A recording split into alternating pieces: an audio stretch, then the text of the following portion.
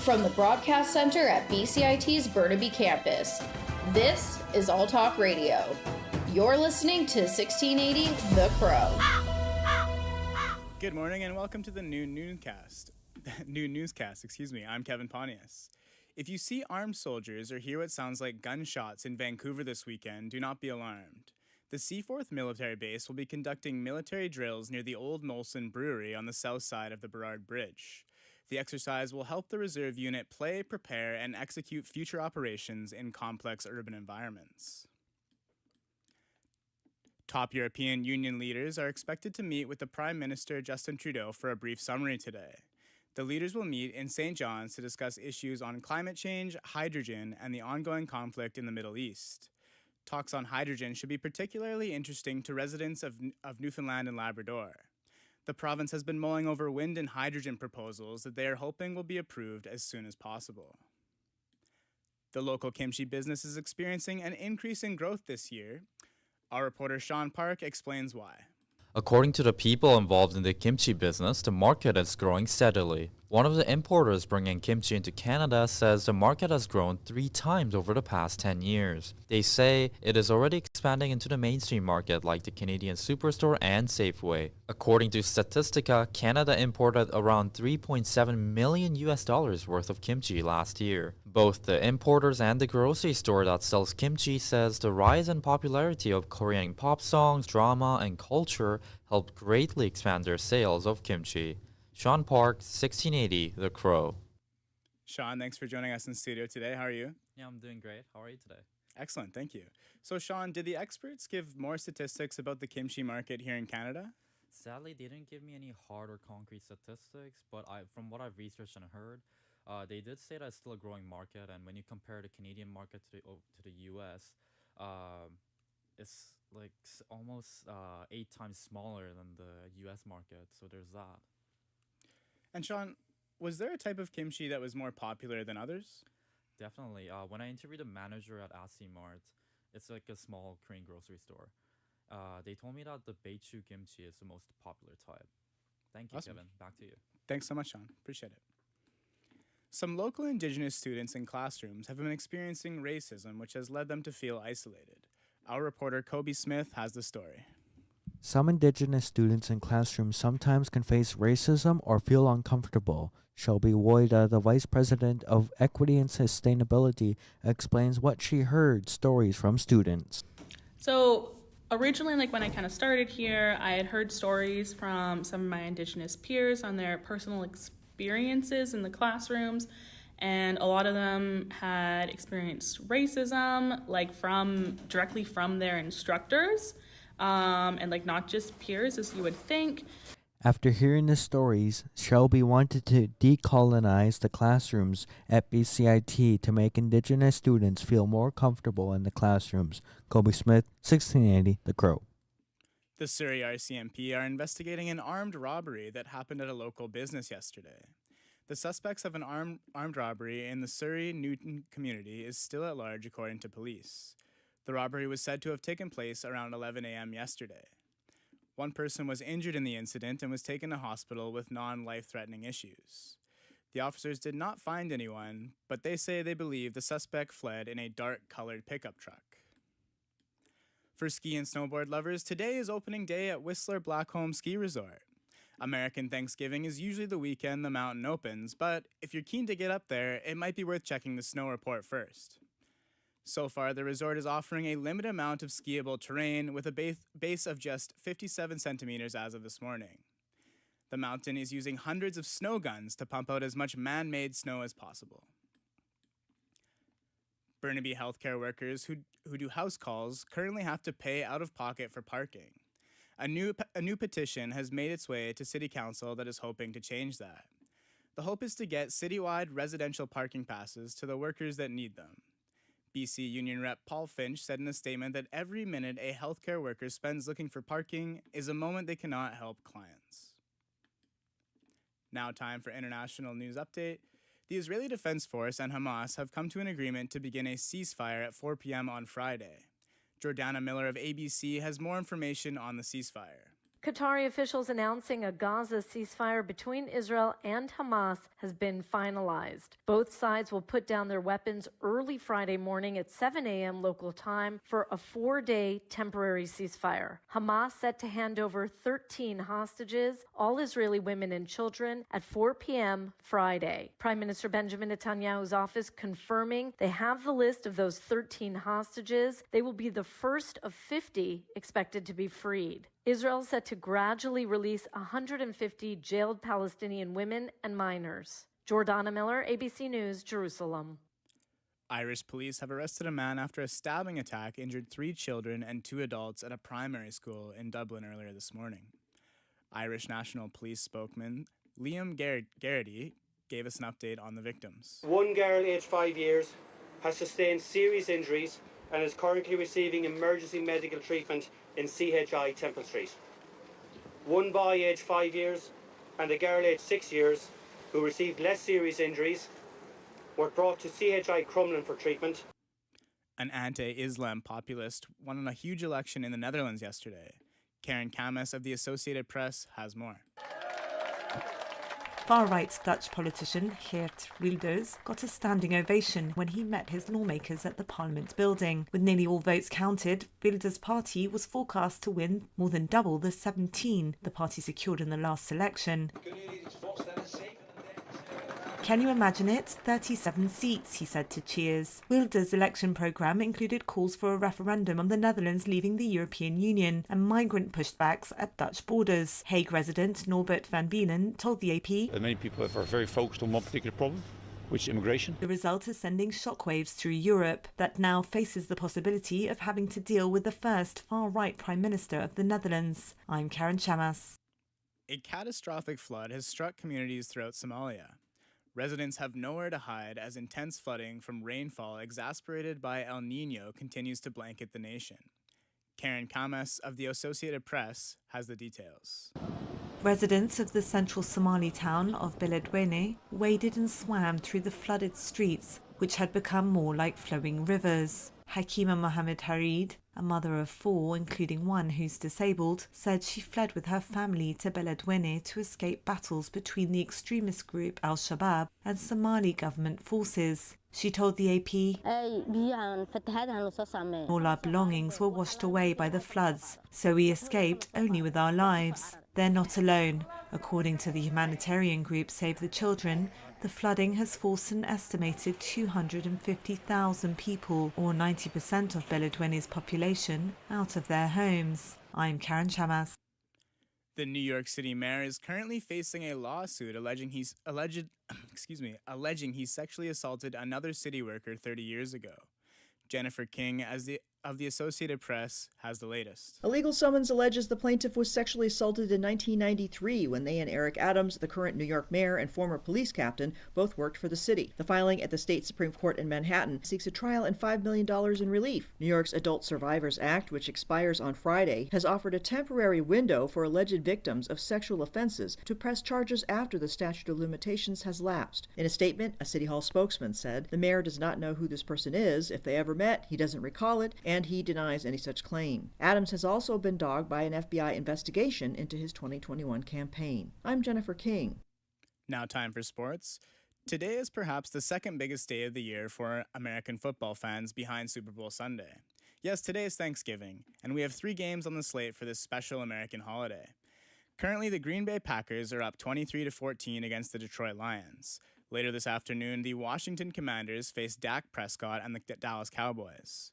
And to cap it off later tonight, the San Francisco 49ers take on the Seattle Seahawks at Lumen Field. Over to hockey, the Vancouver Canucks fell to the Colorado Avalanche last night. The final score was 5-2, despite the Canucks outshooting the Avs 29-24. The team has had a strong start to the season, but recently is having injury troubles. Mark Friedman is the latest Canuck to go down after getting hit in the face by an incoming slap shot. The Canucks get the night off before taking on the Kraken in Seattle Friday night. Chicago Blackhawks forward Taylor Hall will be undergoing season-ending surgery sometime this week. Hall injured his right knee on November 9th versus the Tampa Bay Lightning. The 32-year-old has 2 goals and 2 assists in 10 games with the Hawks this season. Hall was brought in specifically to be on the young prospect Connor Bedard's line. Over to the hardwood now. The Toronto Raptors were back in action last night after an inspired performance on Tuesday. The Raps took on Tyrese Halliburton and the Pacers and were able to secure the 132-131 victory. Pascal Siakam led the squad with 36 points, 10 rebounds, and 4 assists. The team will now look to try and keep their in-season hopes alive against the Chicago Bulls on Friday. Former Spur Kawhi Leonard was back in San Antonio as a member of the LA Clippers last night. The superstar forward left the team back in 2018 after disputes to whether or not he was healthy enough to play or not. Leonard was met with boos by the fan base, which led Spurs head coach Greg Popovich to grab the in-arena mic mid-game.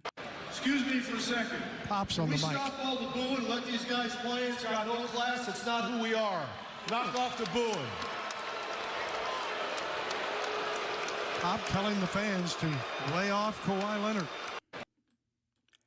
Now time for weather. It is currently 5 degrees and sunny without a cloud in the sky in Burnaby. For those looking to go golfing, there may be some frost delays as the temperatures dropped to near freezing last night. Looking ahead to the rest of the week, we can expect mostly sun until Saturday. Although it's expected to be sunny all weekend, do bundle up as the low is 1 degree.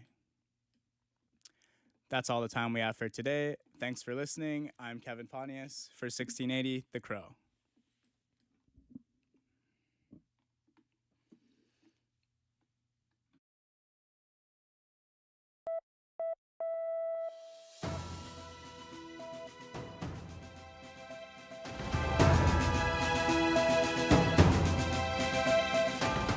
Stay tuned for more on BCIT's 1680 The Crow.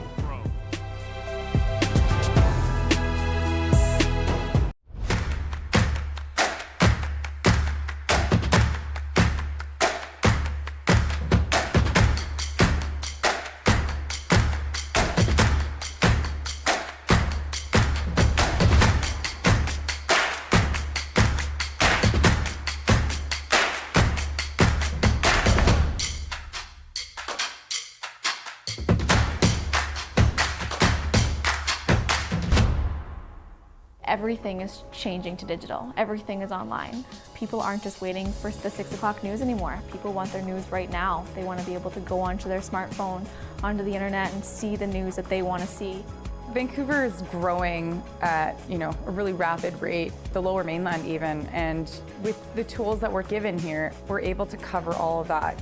Welcome to BCIT Magazine. I'm Radhika Sikakane. In the program, they really leave it up to you. I mean, the help is there when you need it, figuring out how to use the programs like Premiere, Audition, and figuring out how to use the cameras. But it's up to you to sort of experiment and figure out what you can do when you go out in the field. They brought candles and flowers to remember the student who lost her life yesterday. Theresa May says the international community condemns Moscow. They really make sure that you know the basics and you are able to put out a quality product. I'm Brady Tretnero. And I'm Radhika Sikakane. Thank you for tuning in to BCIT Magazine.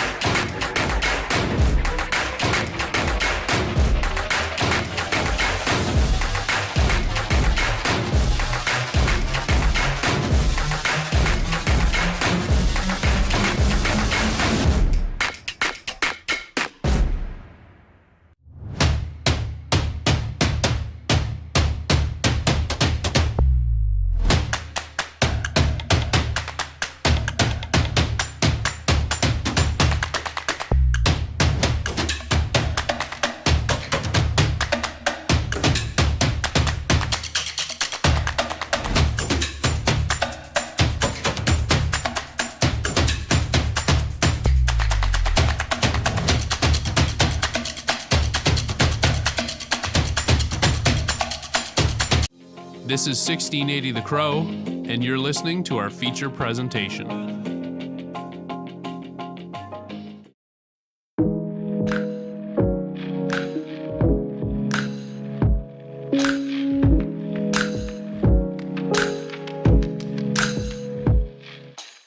This is Scars of the Strike, a BCIT Journalism original podcast.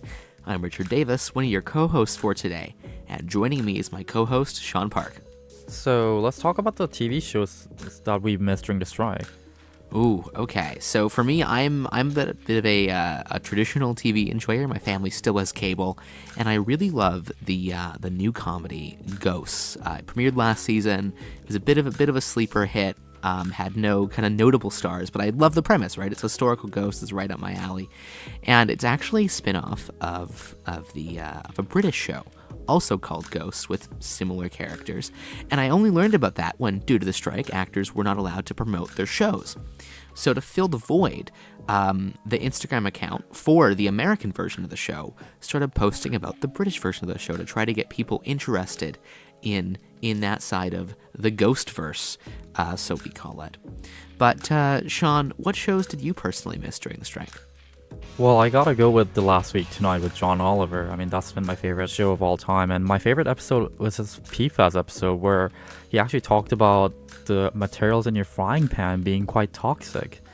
I was always curious about how, like, the companies were able to make the non-stick materials, and who could have known that your everyday non-stick frying pan could be that harmful in the long run, right? So yeah, I'm so glad that his show is back, and I just really miss his humorous way of storytelling.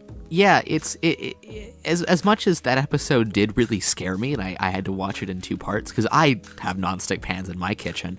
It felt comforting when that show came back, and I heard the welcome to Last Week Tonight. I'm John Oliver, and that it felt like, you know, we were returning from the strike, and kind of nature was returning. But it's not just TV. Now, Sean, in the world of film, one of your favorite movies has been delayed, right? Yeah, so one of the movies that I'm really looking forward to is called Deadpool 3. It got delayed to May 3rd of 2024, and I was really looking forward to it because I had a friend who introduced me to who Deadpool is a while back, and I just kind of fell in love with how this character just keeps breaking the fourth wall. And those kind of gimmicky stuff is like what I really enjoy, and I'm just so excited to hear that a third movie is coming out. Now, it's not just consumers of media like us. You know, the strike has affected people behind the scenes. And a show that's coming back, The Last of Us. People are getting jobs on that, and it's starting to film right here in Vancouver. But during the strike, the film industry practically ground to a halt, stranding many workers. Mike Johnston is an independent film producer, and he was quick to point out that he's not the villain in the story. I do feel like producers were left behind in this conversation a little bit, and I think that was because we're lumped in with the studios. We don't have a union. Producers don't have a union. Like, there's the PGA in the US, but here in Canada, we certainly have no protections. So I felt like there was a lot of talk about how everybody else was doing, and there wasn't a lot of conversation around producers. And I think that's a big thing we have to change, especially in this country, is we have to look after our producers because there's only so many of us. And I've seen the cycle time and time again of a small group of really talented producers get a lot of projects, they get burnt out, and then they need to step away. And we don't want that to happen because, you know, we want to continue to be a thriving, not only service economy, but we want to have a thriving domestic film industry as well. Mike is just one of the many film professionals who felt the squeeze of the strike, from producers to camera operators, and even to professions you don't think about in film, such as film caterers. Sylvia Murguia is a chef for a film catering company. During the strike, she went on vacation with her wife Megan and her daughter Danny. When she got back, she was the only employee left. She told us that the company was so close to shutting down, and if it had been another week or two, they would have had to completely close their doors. However, there was a silver lining to that strike for Sylvia, who had her hours significantly cut, meaning she had more free time with her 6-year-old daughter, Danny. It was actually really nice because most of the time I don't get home on time to like have dinner with them or cook dinner with them since I'm the only one cooking in this house. So it's been nice because I get here like on time. Like I even pick her up from school, which is weird because she's always the one that picks her up. So it's been really nice to be able to be home before it gets dark even. I noticed how during our interviews, spending free time with your family member can be a luxury, and personally that's something that I wasn't aware of.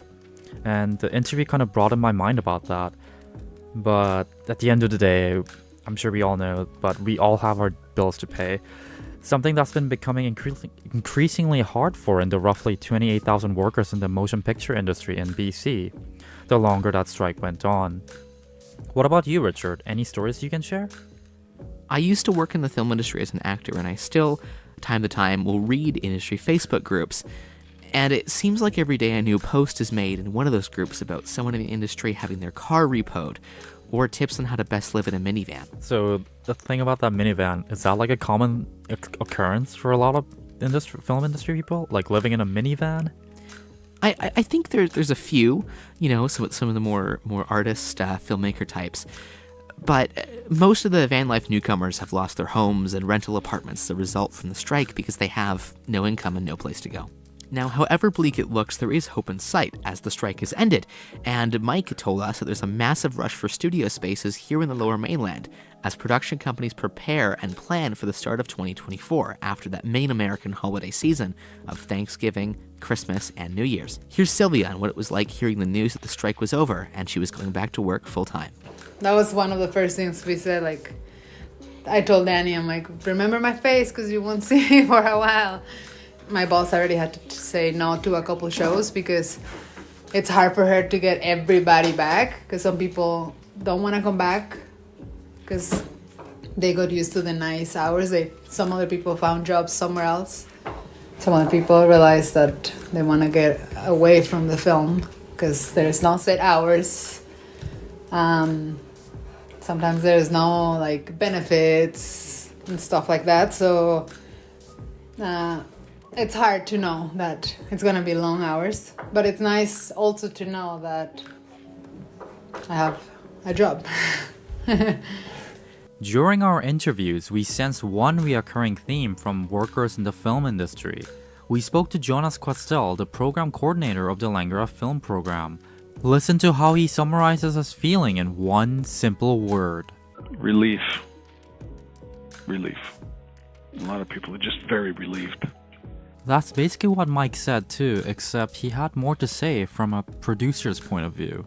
I think there was a feeling of relief of, okay, we can go back to work. I mean, a lot of it too was relief for my friends and my coworkers because I largely, produce my own content, develop my own content. So there's always sort of a like fly by the seat of your pants sort of nature to it. But a lot of my friends depend on, working on set, working below the line, working on other productions, ensuring those productions are there so they can get paid. So I think it was relief for the whole ecosystem. Like I always try and think of, the film industry as this complex ecosystem where if it's like you wipe out one piece of the food chain, then it's all going to collapse. But one thing that both Mike and Jonas did say and look forward to is work. Jonas says that there's more to look ahead. Next year we'll be very, very busy because there's a lot of backlog of productions that have need to get shot, The studios are looking at a summer with not a lot of product, unless they get their big movies done. Yeah, they need a couple of Barbies, a couple of Oppenheimers, So if they have it, if it's been shot already and it's in post-production, fair enough. But, most of those things have not been shot yet. Now, the strike did allow for more passion projects, or less commercial films, to be made, with Vancouver's 48-hour film festival Run and Gun. Now, I should probably clarify what a 48-hour film festival is. It's when a team of filmmakers compete to write, shoot, and edit a 4 to 5 minute film in 48 hours, oftentimes going with little or no sleep. And now, they posted a bunch of memes about losing its participants back to the film industry when the actors' strike ended. Jonas also told us that one of the alumni of the Langara film program even had the opportunity to create a feature film during a strike using non-union actors. Directing a feature is oftentimes an end goal for many filmmakers, and something only a select few get a chance to do. When I lived in Los Angeles and worked in the film industry 5 years ago, the scars of the 2007 and 2008 Writers Guild strike were still felt, with so many shows and movies being canceled as a result.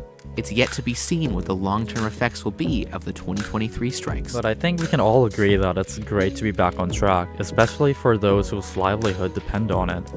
And despite the struggles of the movie industry, I was really surprised to hear some of the lesser-known benefits of a strike, like spending more time with your family. That was so wholesome to hear, and I hope that there's a lot of other people in the industry that were able to spend more time with their families, and hopefully we're able to find some peace during the ongoing strike. And that's it for this episode of our podcast. I'm one of your co-hosts, Sean Park, and this is my partner, Richard Davis. Thanks for tuning in.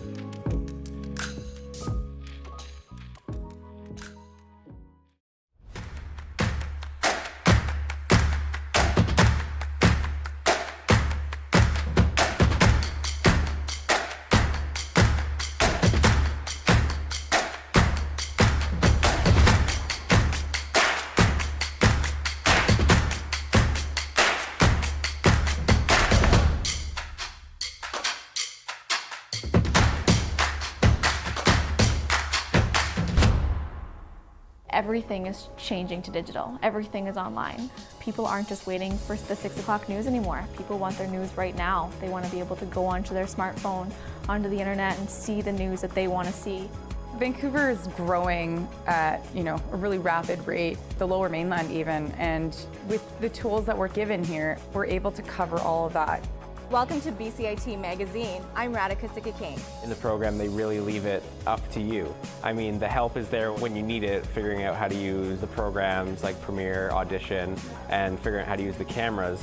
But it's up to you to sort of experiment and figure out what you can do when you go out in the field. They brought candles and flowers to remember the student who lost her life yesterday. Theresa May says the international community condemns Moscow. They really make sure that you know the basics and you are able to put out a quality product. I'm Brady Tretnero. And I'm Radhika Sikakane. Thank you for tuning in to BCIT Magazine.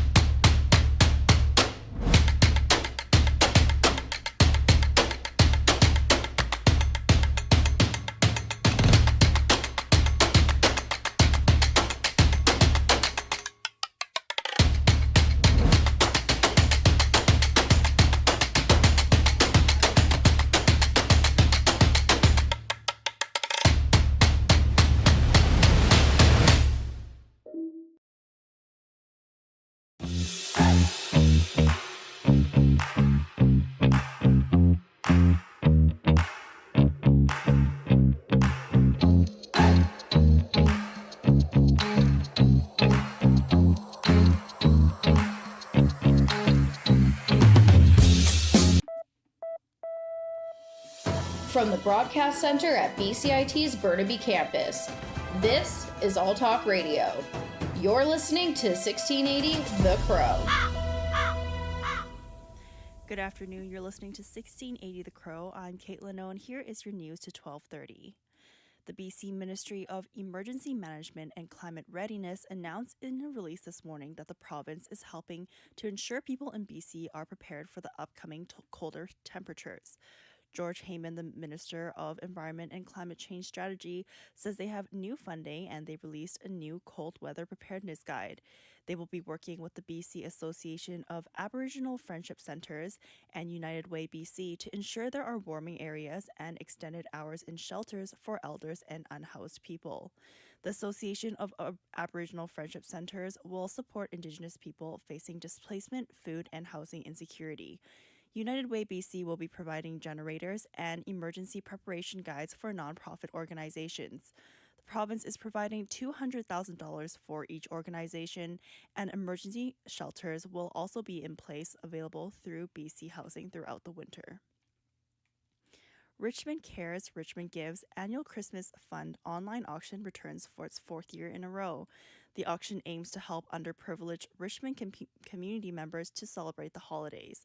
The funding is used to distribute grocery vouchers, toys, and books to youth and families in need.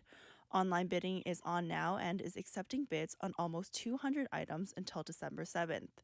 Some items to bid on include Whistler and Las Vegas getaway tickets, stays at the River Rock Casino Resort and BC Lions Club seats, and a lunch at the BC Legislature. People involved in the kimchi business say their market is growing steadily. Our reporter Sean Park explains what the business is like and what gives rise to the popularity of kimchi in Canada. According to Statistica, South Korea exported $3.7 million worth of kimchi last year to Canada. Global Trading Network is a company that has been importing and distributing Korean food here for the past 20 years. Ryan Lee is their marketing manager, and he says the kimchi market has grown at least 3 times over the past 10 years. I think there's been a lot of effect thanks to the popularity of K-pop and like Korean dramas and Korean movies.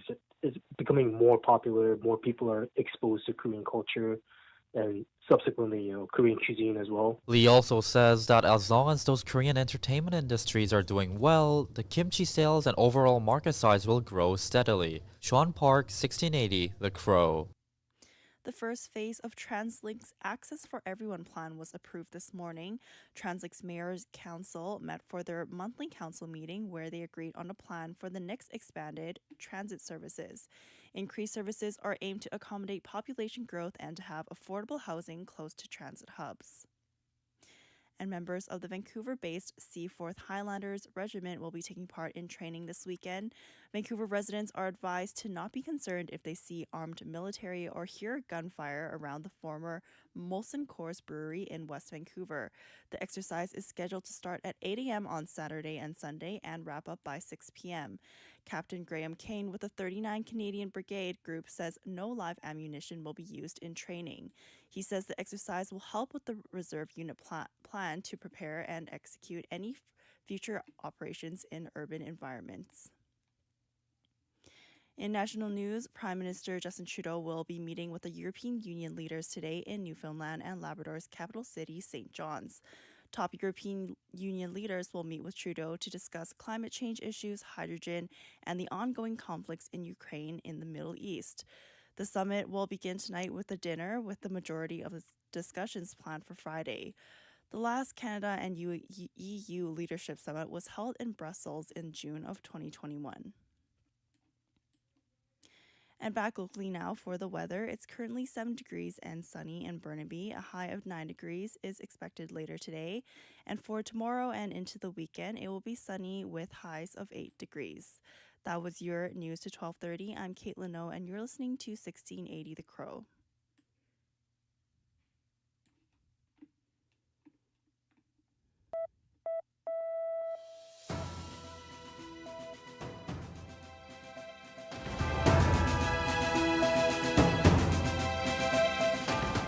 Stay tuned for more on BCIT's 1680 The Crow.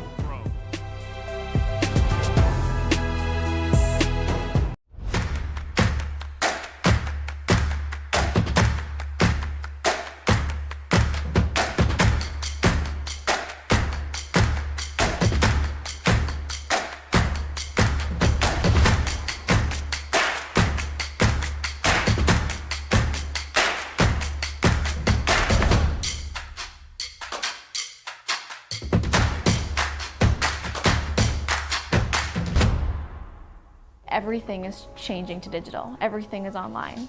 People aren't just waiting for the 6 o'clock news anymore. People want their news right now. They want to be able to go onto their smartphone, onto the internet, and see the news that they want to see. Vancouver is growing at, a really rapid rate, the Lower Mainland even, and with the tools that we're given here, we're able to cover all of that. Welcome to BCIT Magazine. I'm Radhika Sikki-King. In the program, they really leave it up to you. I mean, the help is there when you need it, figuring out how to use the programs like Premiere, Audition, and figuring out how to use the cameras.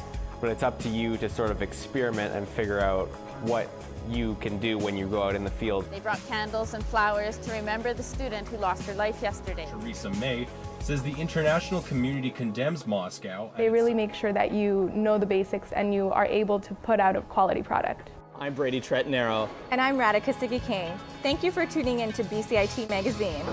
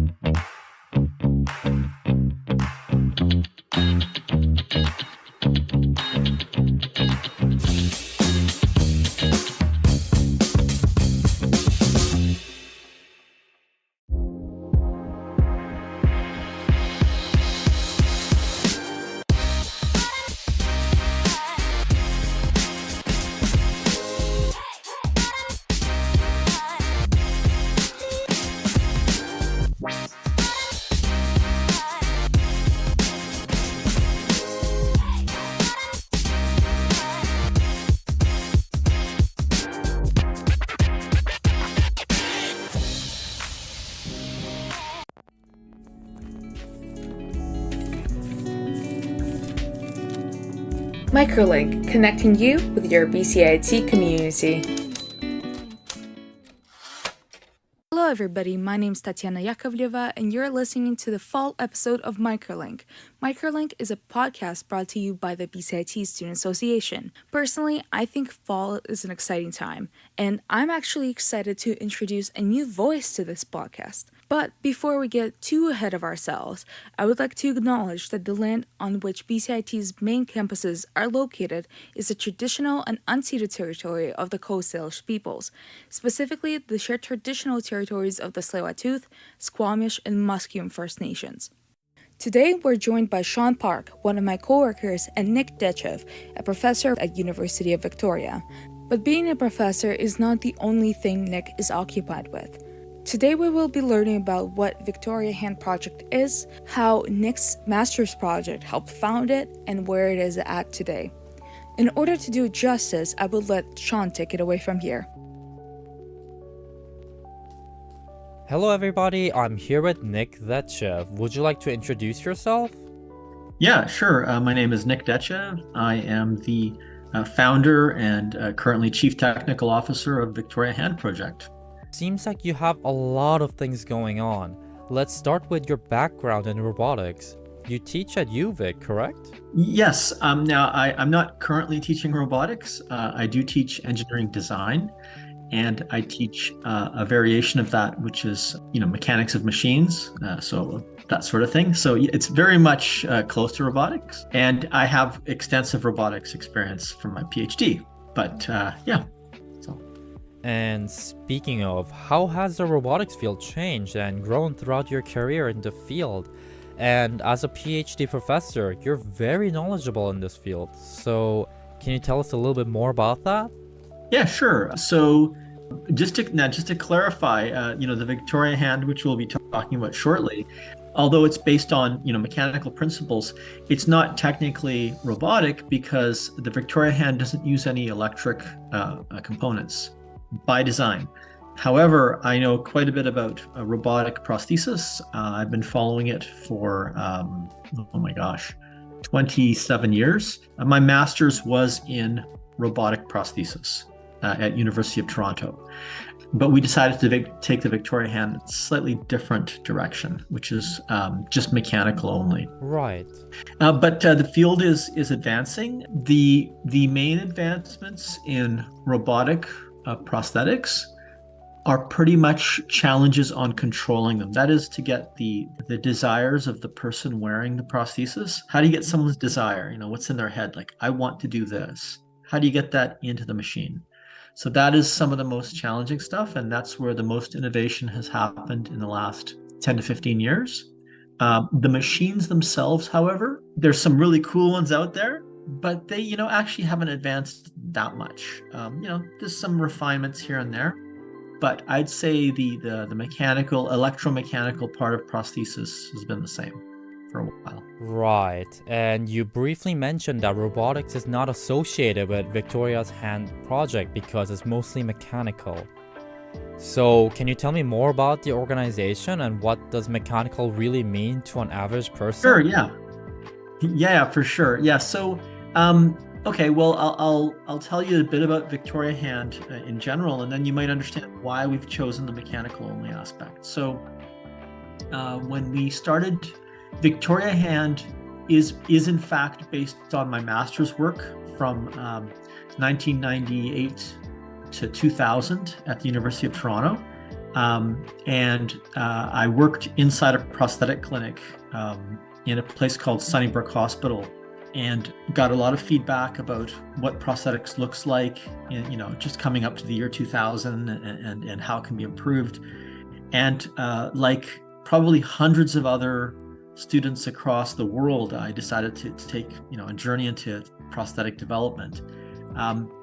So I created this interesting mechanical hand, and it did finish my work. And then over the years, it after we published a paper on it, it generated a lot of interest on the mechanics of it, not the robotics, but the mechanics of it, how it worked. Roll forward 12 years later, it was about 2012, and like many projects done, they sit in shelves for years. And sometimes other technologies have to catch up to make an old project work well.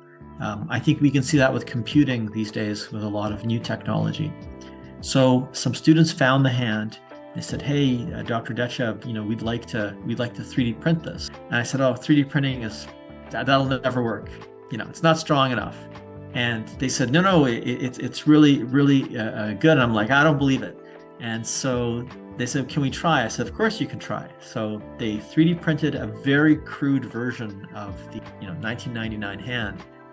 They brought it to me and we were playing around with it. And I was actually shocked to see how strong it was. I couldn't believe it. And this was on a cheap, $2,000 printer. And that's when kind of the beginnings of the Victoria hand were born. So we took an old design that was proven and published, and we converted it into a 3D printed design. And that took, almost a year and a half, because you can't just print exactly the same way it's made. We got some grant money and we started the Victoria hand in Guatemala in 2014 as a research project.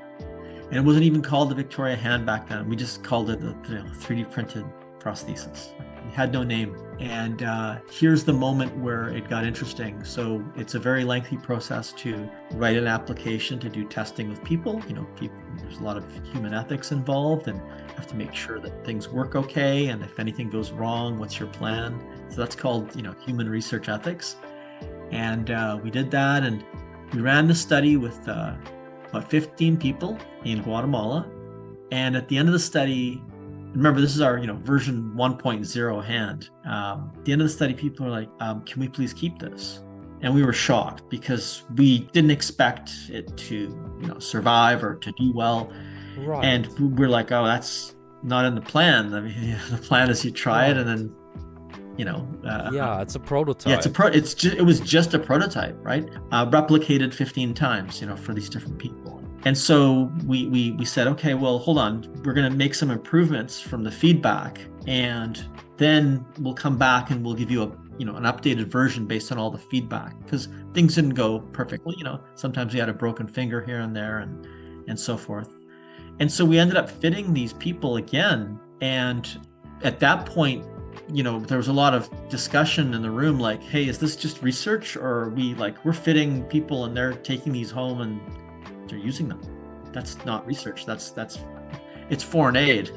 It's doing it. Yeah. So to make a long story short, we talked with the University of Victoria and we said what we're doing, and we all agreed that it would be best to spin out this research project into a not-for-profit, which we did. And that was in 2015, and that's when Victoria Hand was born. That's when we had to name it something. And when we had to name the organization, we called it Victoria Hand Project, because we're engineers and we can't come up with anything more interesting. It's straightforward and does the job. That's right. So that's where Victoria Hand is from. And just to get back to your question on robotics, I think you can see through that story that because it's majority of it is 3D printed, it lends itself to be more mechanical than electronic. And when we were working in Guatemala, I, to this day, remember being in it was very kind for some of the amputees to invite us to their homes, because usually they come to the hospital, right? And they invited us, to go and visit them. And they didn't have running water, they didn't have electricity, they didn't have anything. They're just living in, one lady and her 2 kids were living in a kind of a brick building, earth floor, 3 walls and an outdoor stove. So, the idea of electricity or, even charging batteries and she liked to wash clothes. And so the prosthesis is perfect because it's waterproof, because we made it with 3D printed material and metal. And so we realized that in developing countries, sometimes, the latest tech, the infrastructure isn't there and it's not what people need. And so from there on, Victoria Hand continued to be mechanical only, and I'll tell you more about it later. Well, that's very interesting. And what other side work have you done besides Guatemala?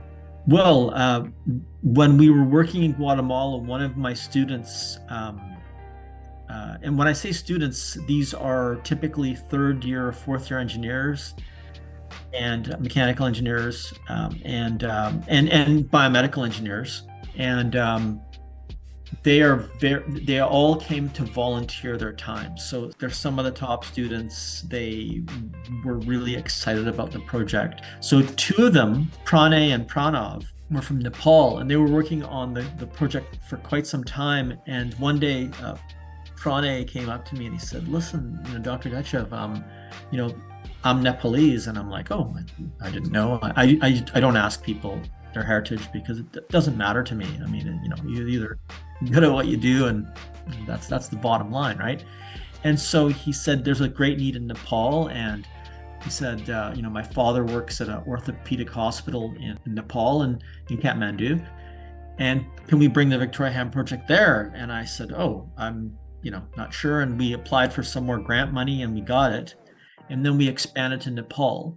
And from Nepal, we also expanded into Cambodia. And then, people just through networking alone, about a year later, we got connected with Enable Community Foundation in the US, and they had heard about our hands and they had money. And together we expanded into Haiti. And then we went into Ecuador. And when I say expand, it wasn't like a one-shot thing. Like we actually would fundraise, we would get 3D printers, we would do a trip, we would train them, and we'd partner with professional prosthetists. So suddenly within a few years, we were in 5 countries, and word of mouth just kind of kept spreading. We got more grants. We got a Google grant in 2017, which really helped elevate the work into Egypt and into Uganda. And then we had an opportunity to expand into Kenya, which we did. I'm forgetting a country. I know I am. So we just kept growing. I mean, right now we have 9 countries that are very stable that we work in. Each country has like at least 3 or 4 printers. They have trained staff. We have a constant flow of materials going to each country, and they fit people. Every amputee has very unique needs. It's not a matter of just having a missing limb. And just to be clear, Victoria Hand only does upper limb. There's when someone says the word amputee, it's well known that about 9 out of 10 amputees, that means people who have a limb loss, have a lower limb loss. 90% of amputees are lower limb patients. So only 10 or 15% are upper limb. So we only work with upper limb people, and there's several reasons for that. But what that has allowed us to do is to become experts, really, really good at doing just that. And upper limb loss is quite complex as well. There's if you have an upper limb loss at your wrist or at your forearm or higher on your forearm or past your elbow, there's different ways you have to treat that with prosthesis. And so that's all we do. Yeah. Because upper limb loss is so unique, and, without getting into too many details, there was one boy in Kenya, that Michael Perrone, who's currently CEO of Victoria Hand. We were just perplexed. We're like, how are we going to fit this child with a prosthesis? Because he had double limb loss and also leg loss. He'd been in an accident, and the anatomy of his limbs was really challenging to fit. But we're engineers, and it took a bit of time, so we couldn't fit him right away. But we developed it, and because we established those partnerships on the ground in the country. Once we tried something here, we tested it, we made sure it worked. Then we sent them the digital files, and we walked them through fitting him, and they eventually fit him. And then we learned from that. So now when people have that same type of limb disfigurement, we can fit them too. And we just recently fit a fellow in Ukraine, in Vinnytsia, who had the same, this man is much older, but it was the same type of limb issue. And we're like, oh, we've done this before. Let's train our partners on how to do this. And we did. And he was fit in a matter of a week. So yes, we have special cases, we learn, and we keep adding to our digital collection of ways to fit people. Yeah. Embrace the magic of winter at BCIT Student Association's second annual Winterfest. Over 20 vendors to suit your holiday needs with student-friendly pricing. Join us Wednesday, November 15th, 2023 from 11 a.m. to 6 p.m. Be a part of the action in the Great Hall. Don't miss it. Brought to you by the City of Burnaby and the BCIT Student Association. Visit bcitsa.ca for more details. And speaking of Ukraine, I know that you provided some aid and leave. Can you tell us more about that? I know it's a little different expanding into a country that is in an active war. How did that change your process? Well, first of all, it was a very big decision to do that. We've never worked in a country prior to that was in a state of war. That's not who we are. We're engineers. We're not doctors. This is not something like MSF. We had a long discussion about whether it was okay for us to do that. I think with Ukraine, we ultimately decided that because it is such a vast country, it is a huge country, that if we were on one side of it, far away from the active areas of conflict, the risk would be lower. Obviously, there's missiles and bombs dropping everywhere, but we saw the huge need, and we were asked a number of times by people. We never push our way into places. Like, we just get requests, and after several requests, we ended up networking and making a partnership. We only do our partnerships through networking, and we found two suitable partners. And I did a exploratory trip in February this past year to meet them. And I felt that they would be great partners. It was relatively safe. And then we went back in June, and we actually outfitted both clinics with a whole bunch of printers, and so it's working now. It's getting supplies in is very long and slow, very long. But that's what it is. So. Is there any country that you're foreseeing a future expansion, or is it just whatever that comes through networking and connections that you can establish along the way? It's all through networking. So people in the prosthetics community in Canada and the US, but especially the US as well, know who we are. We're friends with many of the top prosthetists. And, we were just down in the American Prosthetics Conference in Indianapolis in September, and we were there for about 5 days, and just met with some of the leaders and prosthesis. We're chatting, and people know what we do. We also did a presentation there, and I think networking is the best way, because it's all about human interaction and connections, and so I think that's a very organic process. I forgot to mention a country. We were actually in Pakistan. We established a clinic. They built a brand new hospital there in, I think it's Karachi. And Michael and Kim, two of our team members, went over there in May. I guess 2 months before we went to Ukraine, and they established a full system over there. So they have it's a full, usually we get a room or two different rooms, and it's full of equipment in terms of 3D printing, assembly, computers, everything to do the Victoria hand on site. So yeah, we're also in Pakistan. But you're asking about future plans? Not really. Anywhere we expand, we have to fundraise, because it's just, each country is so unique. We like to keep it the same, but each country is really unique with its own challenges. So, yeah. Right. And speaking of fundraising, is the project currently sustainable? Is there an established grant of revenue that comes in, or is this something that has to be a challenge every step of the way? No, there's no steady, I wish there was, but there's no steady income. What I will say is that there's a lot of interest.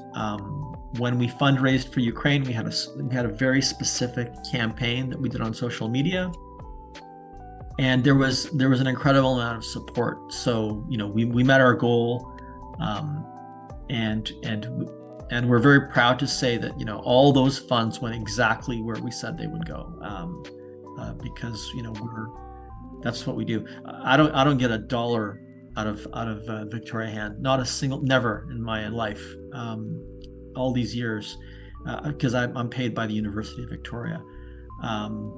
In fact, every year I probably lose a few $1,000 because I don't bother to expense things. It's too much hassle.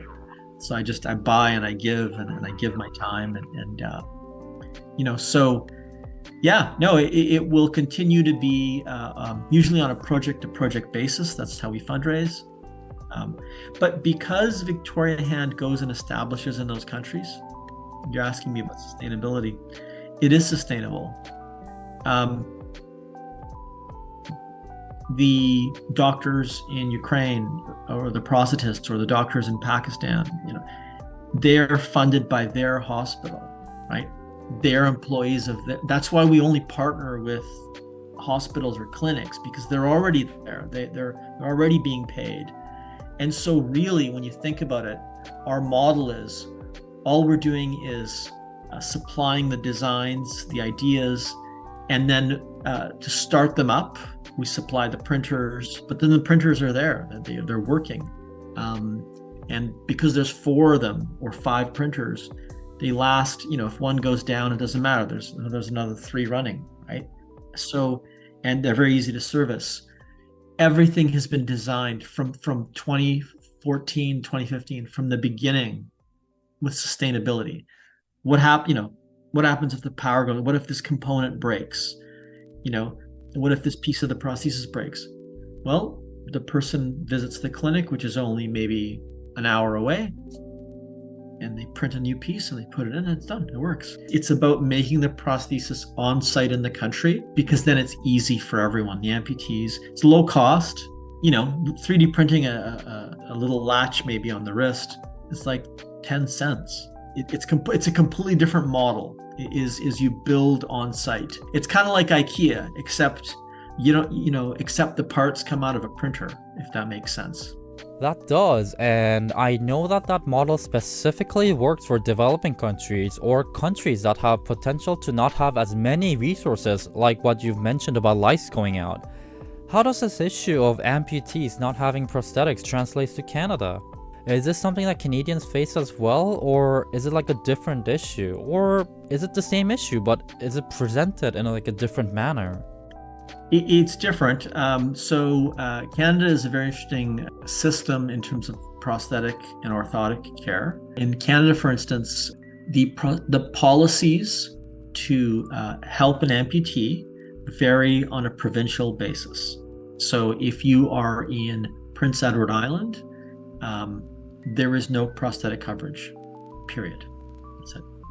In British Columbia, you are allowed to receive 1 prosthesis to satisfy the minimum need. And that's a very important proviso. I'll talk about that in a second. Every 3 years. I'm giving you the simplified version. There's a bit more detail, like you can read the policies.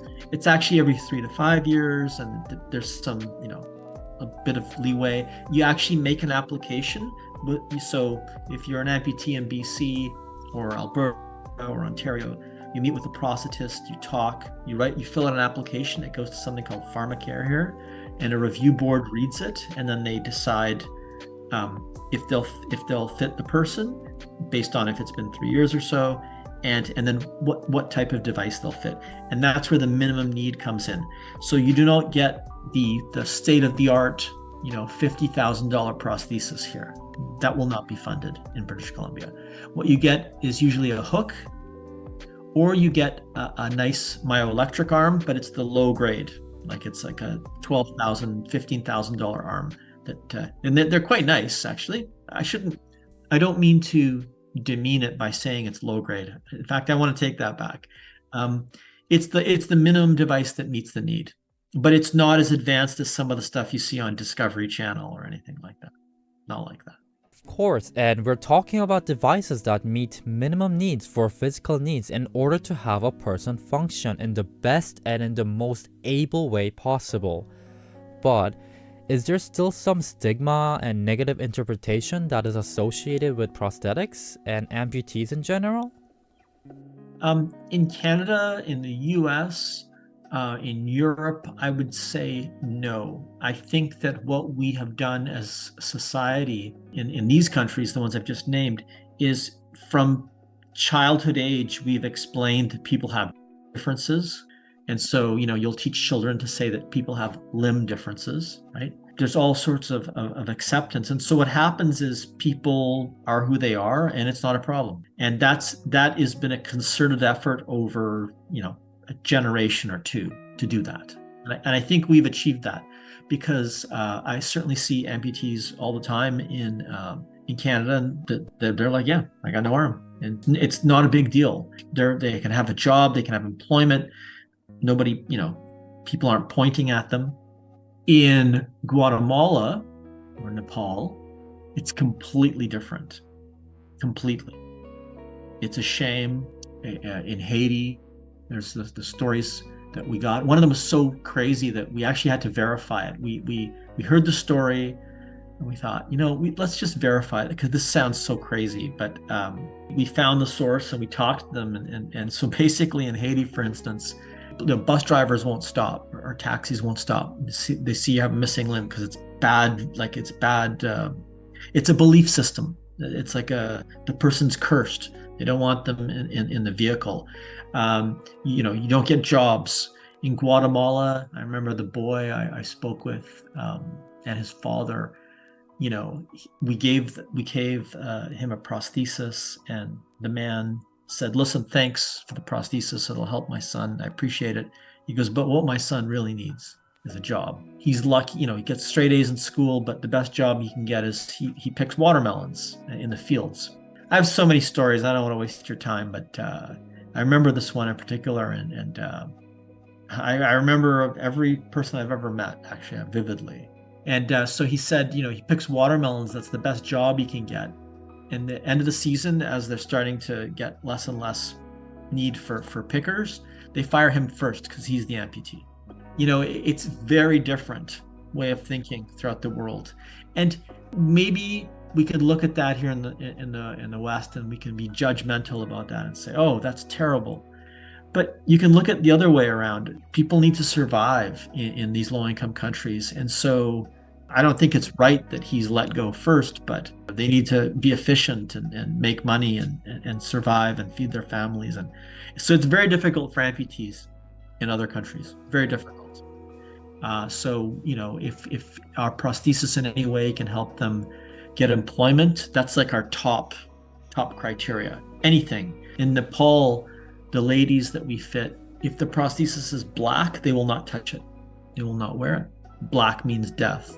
It has to be painted, and they cover themselves and they cover their hands, and sometimes they put little strings and braid it, and they'll wear little gloves on their prosthesis, and then you can't tell that it's not an artificial hand anymore. So they have the body image. They feel whole because they have two arms and hands, and they can they're able to carry a bag or to carry a purse or whatever, and they feel whole, but they don't want anyone to know that they're an amputee. I could talk for hours on it. I won't. I think you get the idea. But I still really appreciate your time, and thank you for what you do. It helps physically and also helps out mentally as well. I think it does help bridge that gap. Unfortunately, there's probably a long way to go, but it definitely helps. Is there anything that you would like to highlight, any people that you work with, or promote Victoria's Hand Project before we go?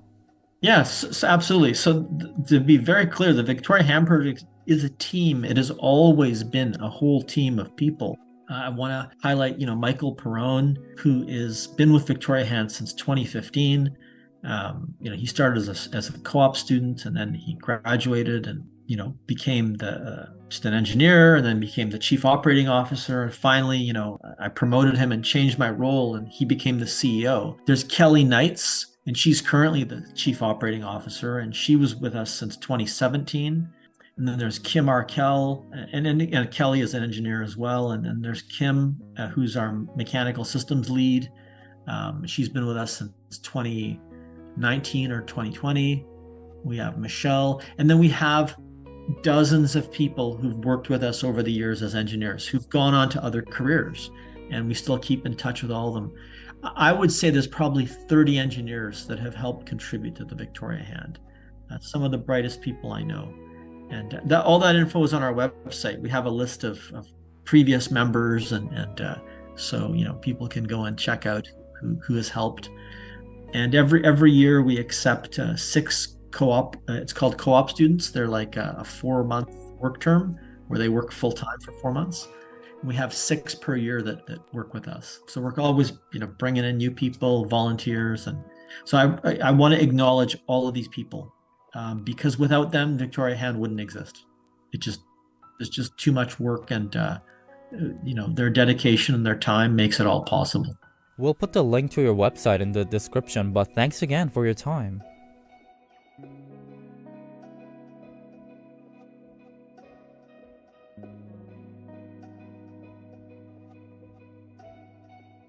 That was Sean Park interviewing Nick Detchev about the Victoria Hand Project.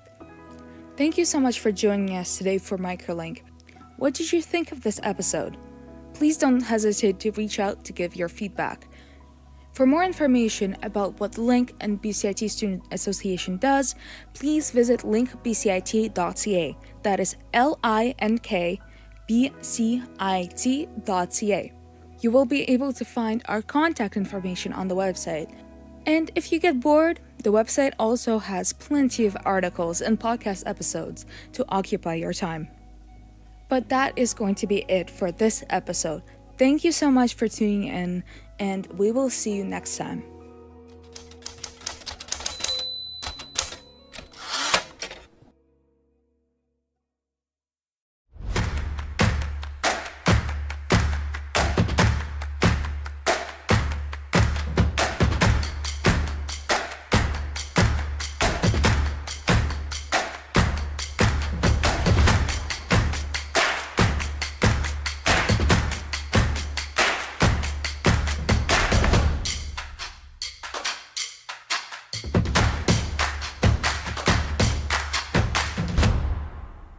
Everything is changing to digital. Everything is online. People aren't just waiting for the 6 o'clock news anymore. People want their news right now. They want to be able to go onto their smartphone, onto the internet, and see the news that they want to see. Vancouver is growing at a really rapid rate, the Lower Mainland even, and with the tools that we're given here, we're able to cover all of that. Welcome to BCIT Magazine. I'm Radhika Sikakane. In the program, they really leave it up to you. I mean, the help is there when you need it, figuring out how to use the programs like Premiere, Audition, and figuring out how to use the cameras. But it's up to you to sort of experiment and figure out what you can do when you go out in the field. They brought candles and flowers to remember the student who lost her life yesterday. Theresa May says the international community condemns Moscow. They really make sure that you know the basics and you are able to put out a quality product. I'm Brady Tretnero. And I'm Radhika Sikakane. Thank you for tuning in to BCIT Magazine.